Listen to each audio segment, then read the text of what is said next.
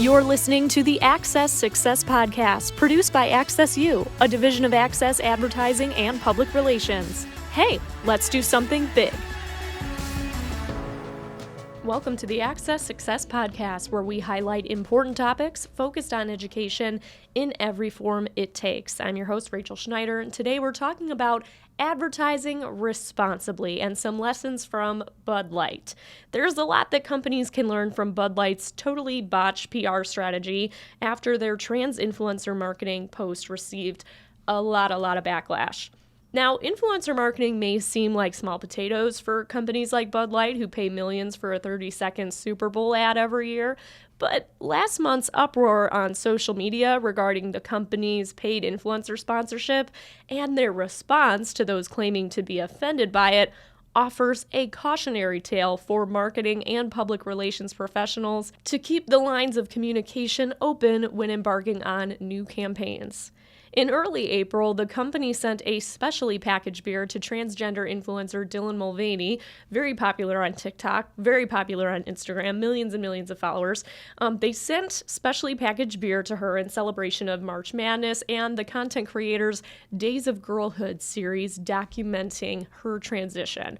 And this was part of the brand's ongoing effort to connect with influencers and younger drinkers. Mulvaney posted a video dressed as Audrey Hepburn's character from Breakfast at Tiffany's, enjoying those beers and showing the audience a Bud Light can with her face on it, promoting Bud Light's new sweepstakes contest, and almost immediately anti-trans backlash, trolling, and boycotting ensued.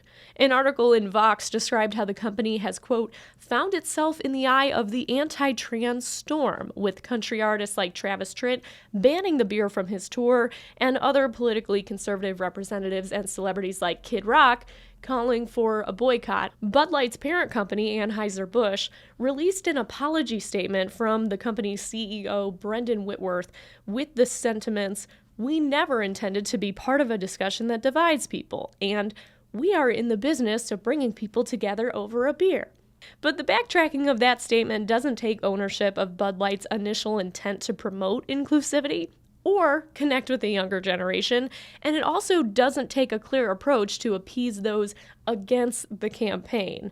Instead, the company chose to hide behind some easy platitudes that they didn't want to be part of a discussion, which is an extremely naive response to what has been a long-time heated topic in a country with notoriously polarized political views. Since then, Anheuser-Busch also announced that 2 of its executives were taking a leave of absence. But the lesson is this: if your brand decides to take part in hot-button issues, you've got to be prepared and have a plan with your public relations and crisis communication teams so that you are aligned on a response when things get heated. And if you plan to take a stand, be prepared to back it up. The pale attempt to stay neutral hurts your message more than picking a side ever would. Bud Light's unclear stance doesn't protect the partnership with Mulvaney at all. And by not standing by the company's decision to sponsor her, Bud Light is leaving her and her millions of followers and supporters completely in the dust. If the goal of the sponsorship was to promote inclusivity amongst the brand, the decision to retreat when faced with opposition demonstrated that the company completely missed the boat on what being an ally is all about. Bud Light going dark on social media after the backlash, only to emerge with Whitworth's weak, lukewarm statement, allows for more concerns to fester on both sides of the aisle. Coverage of the issue on PR News points to the insincere practice known as pinkwashing, or attempting to monetarily and reputationally benefit from LGBTQ plus support messaging and marketing, often as a way to distract from alternative agendas or dated social and cultural practices and policies within a company. That's the definition of pinkwashing. For brands, it's important to remember other paid partners are watching, and they may decide not to continue their partnerships with you based on how or if you defend your strategies. It's a poor strategy altogether to be caught unprepared for that response. Bud Light is learning that you can't please everyone. Companies need to have a prepared and clear strategy for if, how, and when they decide to step into major sociocultural and political conversations, and be prepared to articulate and demonstrate how those decisions support corporate values. At the risk of sounding cliche, companies cannot just talk the talk. They need to walk the walk. Or just take a walk.